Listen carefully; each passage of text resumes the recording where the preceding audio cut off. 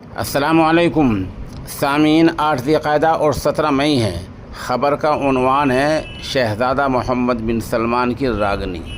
یہ وہ راگنی ہے جو آپ نے 24 گھنٹے پہلے منامہ میں گائی ہے اور فلسطین کو لے کر بیان دیا ہے۔ وہ پورا بیان میں آپ کو سنا دیتا ہوں۔ سعودی عرب کے ولی عہد اور وزیر اعظم شہزادہ محمد بن سلمان نے کہا ہے کہ مملکت فلسطینی ریاست کے قیام اور اس کی بین الاقوامی شناخت کی حمایت کرتا ہے۔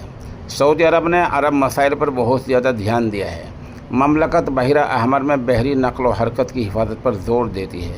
بحرین کی میزبانی میں منعقدہ عرب سربراہ کانفرنس سے خطاب میں شہزادہ محمد بن سلمان نے آگے کہا، عالمی برادری پر زور دیا کہ وہ فلسطینیوں کے خلاف جاری اسرائیلی جارحیت کی روک تھام کے لیے مؤثر اقدامات کریں۔ انہوں نے کہا کہ اسرائیل کی غزہ کی پٹی پر چڑھائی جس بہانے سے بھی شروع کی گئی ہے وہ قابل مذمت ہے۔ ریاض نے غزہ میں انسانی حالات سے نمٹنے کی کوشش کی حمایت کی اور غزہ جنگ کو روکنے کے لیے بین الاقوامی سطح پر کوشش تیز کرنے پر زور دیا۔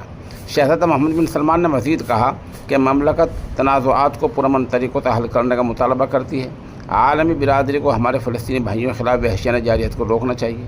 ولی عہد شہزادہ محمد بن سلمان بن عبدالعزیز شاہ سلمان کی ہدایت پر جمعرات کو منامہ پہنچے تھے، جہاں انہوں نے دیگر عرب قیادت کے ہمراہ عرب لیگ کے 33ویں سربراہ اجلاس میں شرکت کی۔